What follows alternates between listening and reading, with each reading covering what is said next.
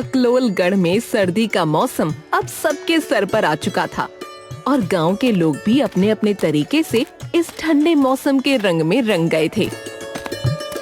वहीं दूसरी सुबह की कड़कती ठंड में सरपंच कुमार के घर जोरों शोरों से सजावट चल रही थी।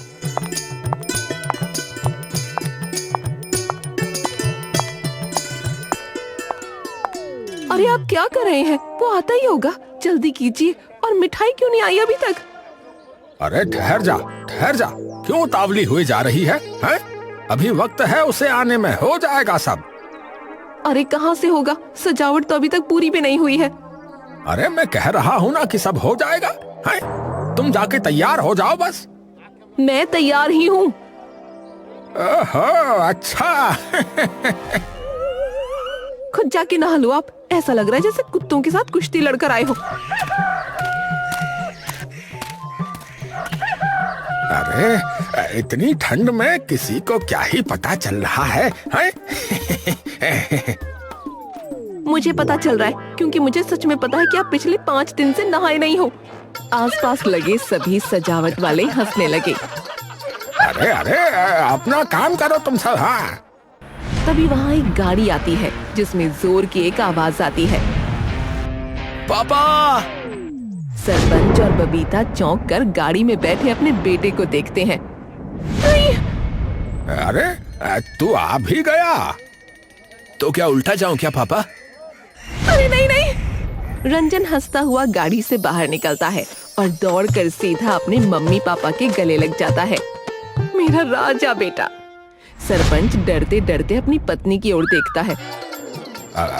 मुझे माफ कर दो भाई, मुझे नहीं पता था कि इतनी जल्दी आ जाएगा ये। सुबह से इसलिए पागल हो रही थी मैं कि जल्दी करो। अरे आप फिर से शुरू हो गए।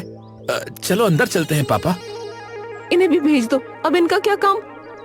अरे मेरा बेटा अमेरिका से आया है। हाँ, पूरा घर सजेगा आज, चाहे कुछ भी हो जाए भाई।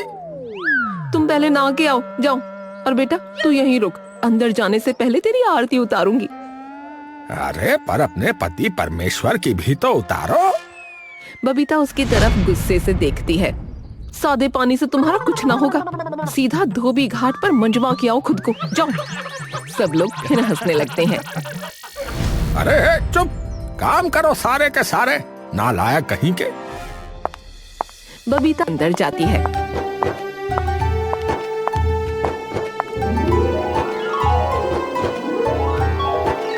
और आरती की थाल सजाकर बाहर ले आती है। आजा मेरे लाडले की आरती उतारूं।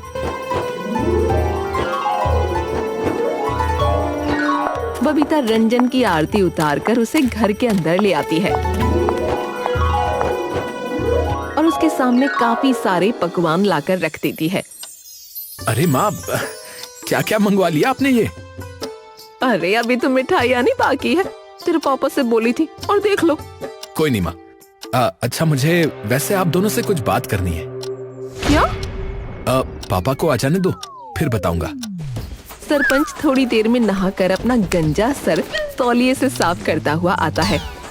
ऊपर तो कुछ है ही नहीं, तौलिए से क्या धार लगा रहे हो सर पे? रंजन हंसने लगता है।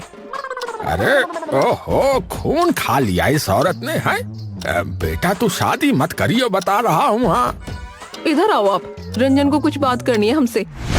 सरपंच एकदम से चौंककर रंजन की तरफ देखता है और उसकी तरफ आता है। हो गया सत्यानाश, ऐसी बात का डर था। क्या हुआ? अरे तू अमेरिका से गोरी बहू ले आया ना? सच बता। क्या तूने शादी कर ली और अपनी माँ तक को नहीं बताया? अरे क्या? अरे कुछ भी बोले जा रहे हो पापा, ऐसा कुछ नहीं है। सरपंच और बबीता चैन की सांस लेते हैं। फिर क्या है बेटा? अरे बात तो सुन लिया करो पहले पूरी। हाँ, तू बता बेटा, बता। पापा, मैं क्या सोच रहा था कि क्यों ना इस बार हम गांव में क्रिसमस मनाएं। सरपंच और बबीता अजीब सा मुंह बनाकर देखते हैं। हाँ बेटा, मना लेंगे, अच्छे से बनाएंगे। और क्या, कोई खाने वाने की चीज है क्या बेटा? ये बेटा देख, मांस मच्छी मैं ना बनाऊंगी अपने घर में। अरे माँ, खाने की चीज नहीं है। फिर? अरे त्योहार है माँ, बहुत बड़ा। अमेरिका में सभी लोग मनाते हैं। अरे ले बेटा, अमेरिका का त्योहार यहाँ क्यों बनाना है फिर? यहाँ तो भैया त्योहारों की झड़ी लगी रहती है हर साल है। होली से लेके दिवाली तक 50 त्योहार हैं हमारे यहाँ। अरे पापा, इससे आप ना वहाँ की दिवाली समझो। पर इसमें होता क्या है? अरे माँ, बहुत कुछ होता है। सबका परिवार इकट्ठा होता है, सब एक दूसरे को तोहफे देते हैं। ये तो दिवाली जैसी ही है। हमारे यहाँ भी तो परिवार इकट्ठा होता है और मिठाई के डब्बे देते हैं एक दूसरे को। हाँ हाँ, वैसा ही है। बस सभी अपने अपने तोहफे एक रात पहले लाकर एक पेड़ के नीचे रख देते हैं और अगले दिन खोलते हैं। पर बेटा, यहाँ किसी को क्या ही पता क्या बोला तू इस त्योहार के बारे में? अरे तो पापा, आप इकट्ठा करो ना सबको, बता मैं दूंगा। अरे तो मतलब अब इसके लिए मैं पंचायत बैठाऊं है? अरे तो क्या हो गया? आपका बेटा 11 महीने 5 दिन 4 घंटे बाद घर आया है। सरपंच और रंजन चौंक कर उसे देखते हैं। अरे नाश्ते में घड़ी खाती हो क्या? अरे पापा, मेरी बात मानो, बहुत मजा आएगा। चल ठीक है, ले फिर आज शाम को ही बैठाता हूँ पंचायत।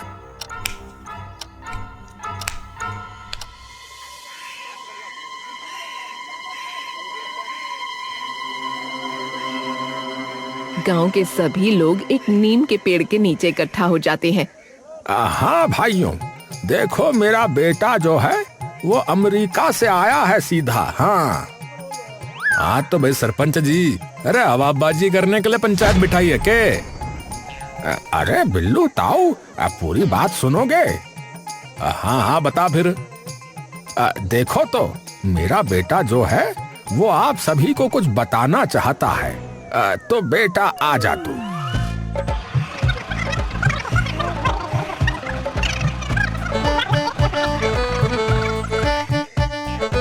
हाँ भाई, आ गया समझ में।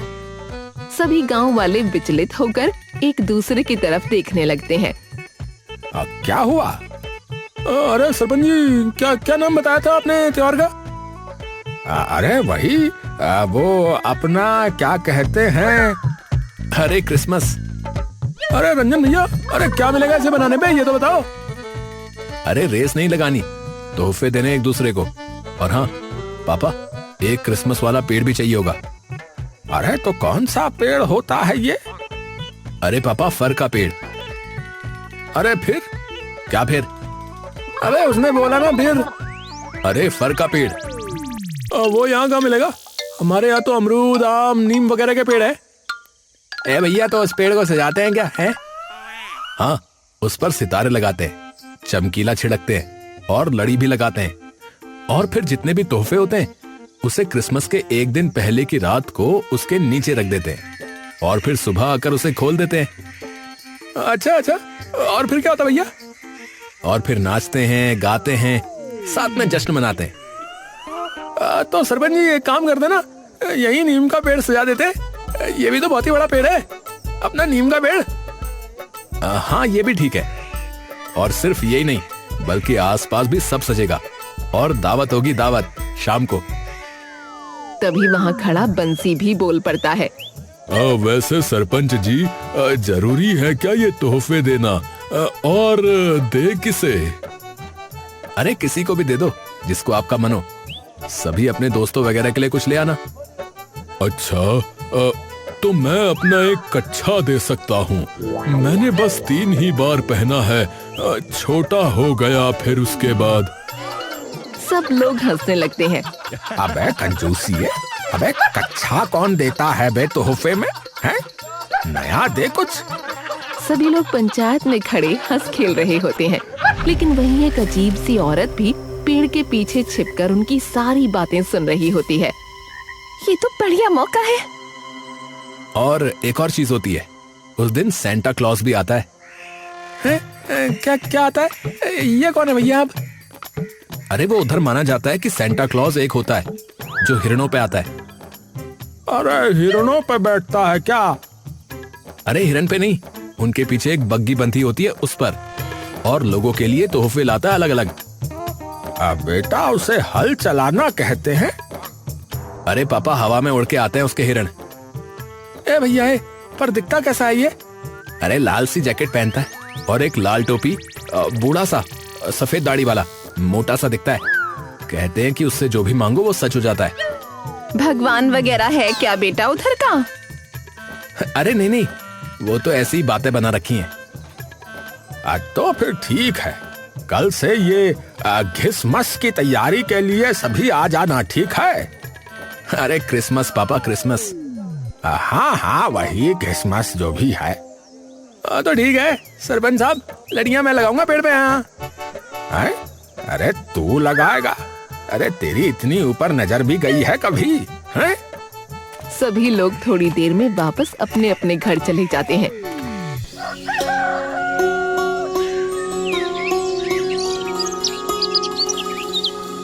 अगला दिन चढ़ते ही सभी गांव वाले जोरों शोरों से पेड़ को और गांव को सजाने में जुट जाते हैं।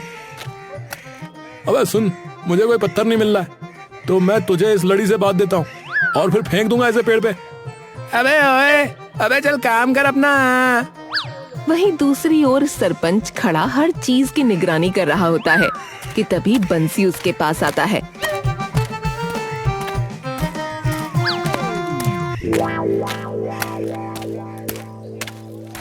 अरे सरपंच जी, मैंने तोहफा तो ले लिया है, पर मुझे एक बात बताओ कि हम पूरी रात अगर इन तोहफों को बाहर रखेंगे तो चोरी वगैरह भी तो हो सकते हैं, या कोई कुत्ता वगैरह उठा के ले गया तो?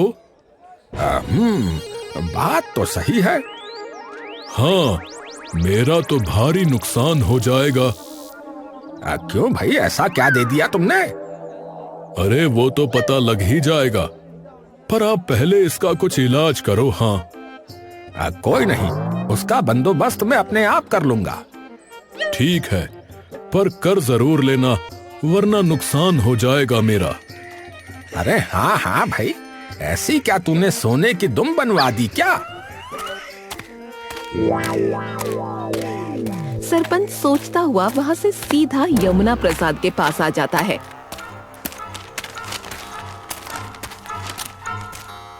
अरे यमुना प्रसाद, अरे सरपंच जी, आओ बताओ और क्या करना है?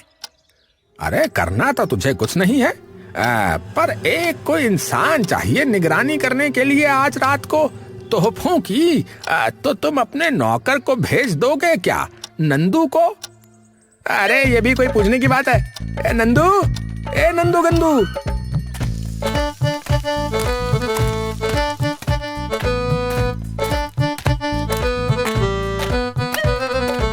जी मालिक। अरे आज रात को जो भी तोहफे पेड़ के नीचे रखे जाएंगे, तुम्हें पूरी रात उसकी निगरानी करनी है जाग कर, समझे?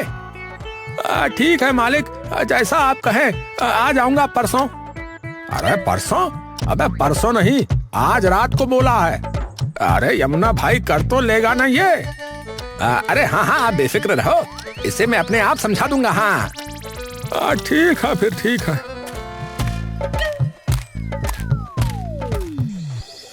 सब लोग सजावट में मगन होते हैं। वहीं दूसरी ओर पद्मिनी ये सब चुप कर देख रही होती है, लेकिन तभी उसके पीछे से झींगा आ जाता है। अरे माताजी, छुप छुप कर क्या देख रही हो? आ जाओ तुम भी, हाथ बटा लो। बदतमीज, एक लड़की को पीछे से आकर छेड़ता है।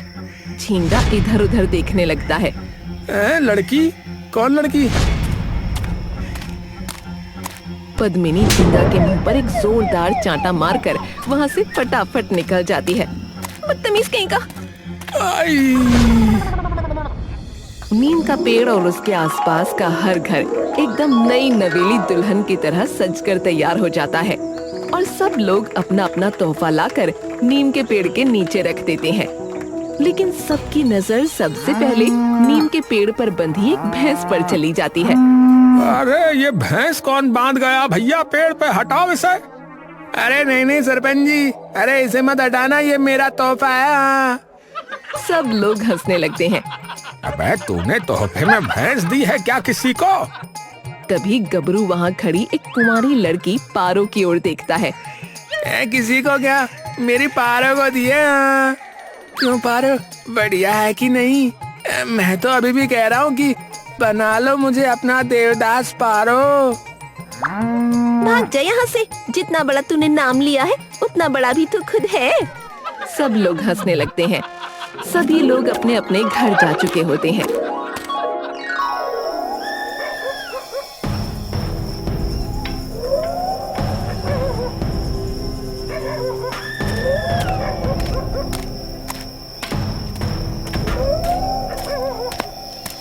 तभी नंदू नीम के पेड़ के पास एक लालटेन लेकर आता है और वहीं एक घर के बाहर कुर्सी पर बैठ जाता है। अरे आधी रात में देखो कौन आया, कौन आया। हाँ, हाँ।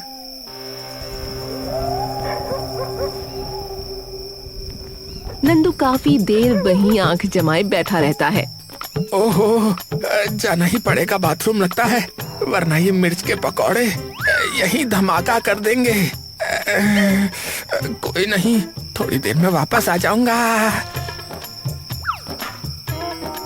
नंदू अपनी कुर्सी छोड़कर वहाँ से चला जाता है।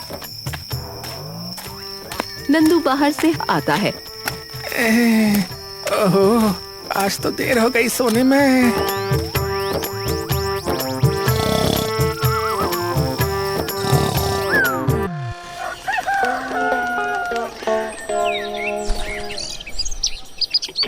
अगला दिन चढ़ता ही है कि तभी बंसी चिल्लाता हुआ सरपंच के घर आ धमकता है।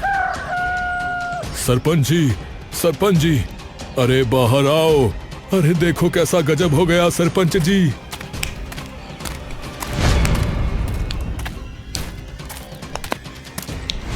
क्या क्या हो गया भाई? अरे आप खुद ही देख लो सरपंच साहब।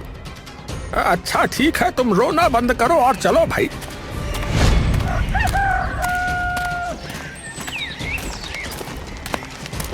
बंसी उन दोनों को सीधा नीम के पेड़ के पास ले जाता है, जिसके नीचे एक तोहफा भी नहीं रखा होता।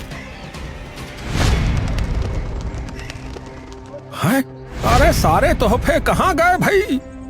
वही तो, अरे बर्बाद हो गया मैं। अरे चुप हो जाओ, हैं? पहले चुप हो जाओ। पापा, पर आपने तो किसी को निगरानी के लिए छोड़ा था ना यहाँ? अरे उस नंदू को छोड़ा था, यमुना के नौकर को, पर वो तो दिख ही नहीं रहा। थोड़ी ही देर में सारे गांव वाले वहां पहुंच जाते हैं।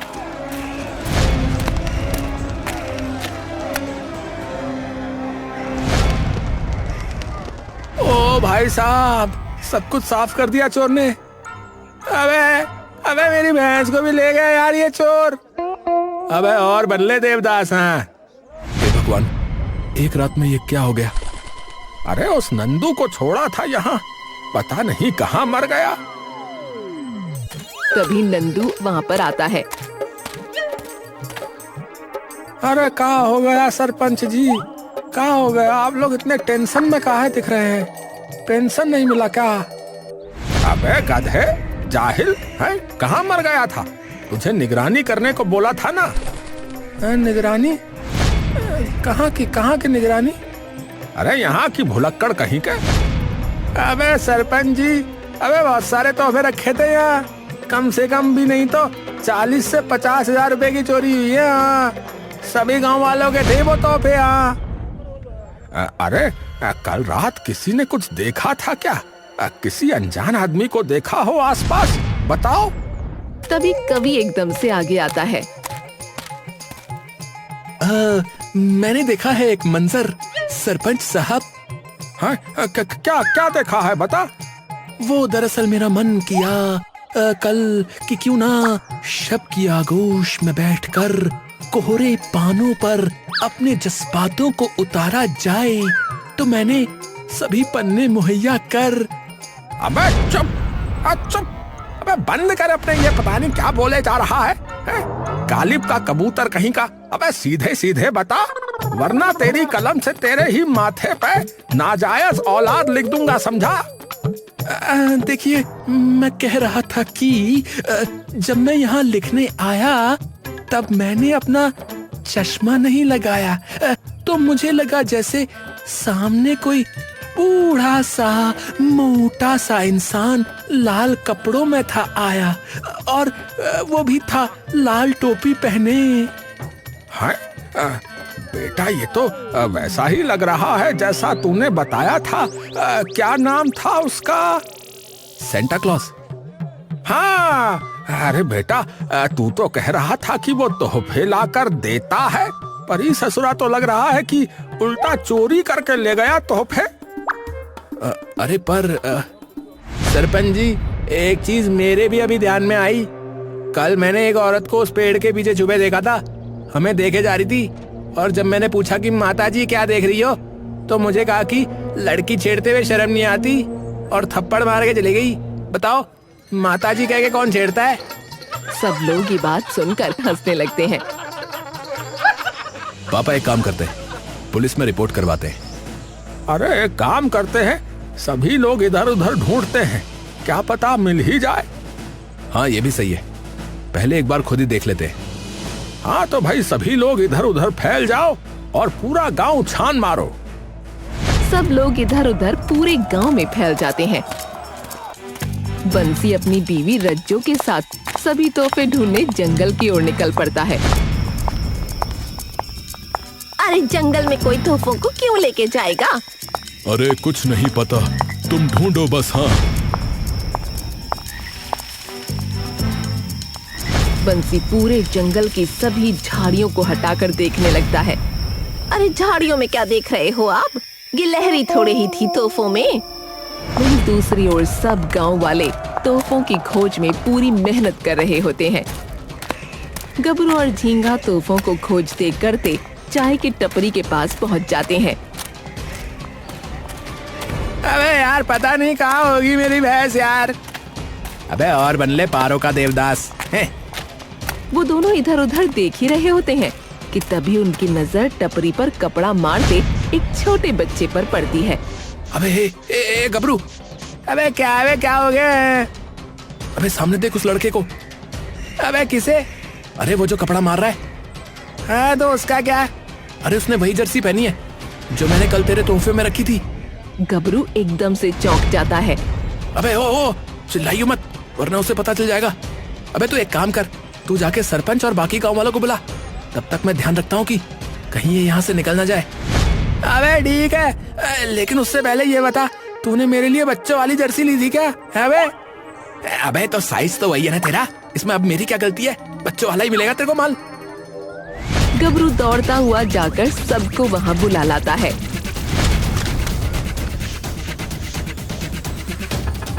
सरपंच और बाकी सब लोग वहाँ आ जाते हैं।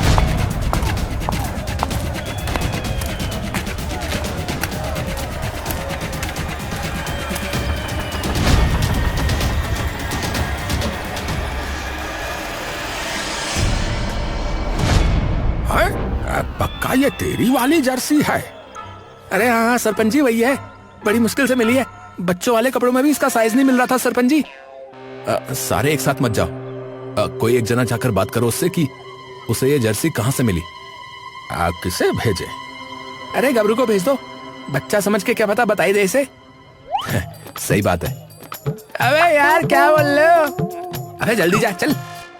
गबरू मुंह बनाता हुआ उसके पास चला जाता है।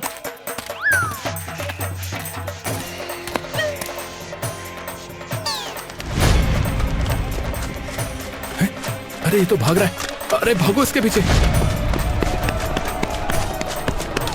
सब लोग उसके पीछे दौड़ते हैं, लेकिन सरपंच और झींगा गबरू के पास रुक जाते हैं।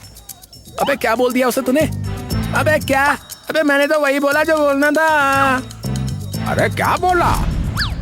मैंने तो बस वही बोला, तूने मेरी जर्सी चोरी की है तो मुझे वापस दे। अरे चलो अब भागो उसके पीछे, वो वहीं जा रहा होगा जहाँ तोहफे हैं। सब लोग उसका पीछा करते करते एक बस्ती में पहुंचते हैं, जहाँ पर कई कच्चे मकान और कुछ जगहों पर बस कट्टों की झोपड़ी बनी होती है। वो बच्चा भागता हुआ अपनी माँ के पास जाता है। माँ बचाओ! सब लोग कुछ पल के लिए चुप हो जाते हैं। चारों तरफ उनके तोहफों के लिफाफे बिखरे पड़े हैं। हर किसी ने उनमें से कुछ न कुछ पहना हुआ है। कौन हो आप? हमारे यहाँ से कई तोहफे चोरी हुए हैं और आपके बेटे ने जो पहना है वो भी उन्हीं तोहफों में से एक था भाई। तभी झींगा बोलता है। अरे ये तो वही है जो कल हमें पेड़ के पीछे से छुपके देख रही थी। सब उसकी ओर देखते हैं। तभी एक कच्चे मकान से एक मोटा बूढ़ा आदमी बाहर आता है। अरे कौन है? अरे यही है वो शख्स जिसे कल मैंने देखा था। है? तो तुम लोगों ने चुराए थे तोहफे? हाँ, चुराए थे। थाने में रिपोर्ट लिखवानी है तो लिखवा दो, इससे ज्यादा खराब वैसे भी क्या ही बात होगी। सब लोग चुप हो जाते हैं। अपने बच्चों के लिए किया जो किया। 2 दिन से कुछ न खाया था। कल जब वो भैंस लाई तो उसका दूध पीकर इनकी भूख शांत हुई है। आज पहली बार पता लगा कि नया कंबल ओढ़ना कैसा होता है। हमने बस वही चीज ली है जिससे हमारा तन ढक सके या भूख मिट सके। बाकी सब कुछ यूं का यूं रखा है। अगर लेकर जाना चाहते तो ले जाओ। बस हाथ जोड़ती हूँ, हमारे बच्चों के बदन से कपड़े मत ले जाना। सबके गले भराते हैं। अगर आपको ज्यादा ठंड लग रही है तो मैं दे दूँ या आपको?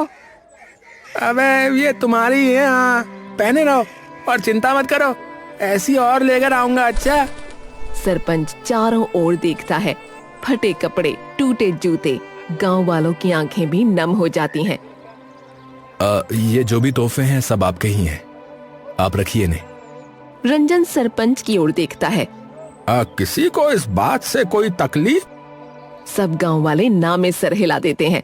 बंसी कुछ बोलने ही वाला होता है कि रज्जो उसे जोर से चुटकी भर लेती है। अगर आज कुछ कहा ना फिर तलाक दे दूंगी। अरे मैं तो ये पूछ रहा था कि किसी और को किसी चीज की जरूरत हो तो। रहने दो आप तो। और हाँ, एक और बात, शाम को गांव में दावत है, आप सब जरूर आइएगा। बस्ती के सब लोग मुस्कुराने लगते हैं। आपका बहुत बहुत शुक्रिया। गांव वाले लौट जाते हैं। रंजन की दया देखकर सरपंच का सीना चौड़ा हो जाता है।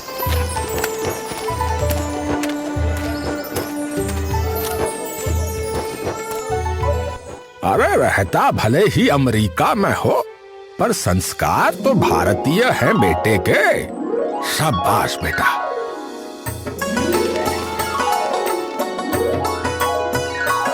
शाम तक गांव और बस्ती के सारे लोग दावत में शामिल हो जाते हैं। सरपंच रंजन के साथ बैठा। एक चीज याद आई, इनके पास तेरी वो सेंटा वाली पोशाक कैसे आई? मेरे तोहफे में से ही निकाल ली होगी पापा। मैं लेकर आया था आपके लिए कि आप सेंटा बनकर पूरे गांव में तोहफे बांटो, क्योंकि सेंटा भी सबकी इच्छा पूरी करता है और आप भी। अच्छा, अरे भाई वाह। वैसे भाई साहब, किसी ने तोहफे में साबुन की बट्टी भी दी हुई थी, वो किसने दी? सबकी नजर सीधा बंसी पर जाती है।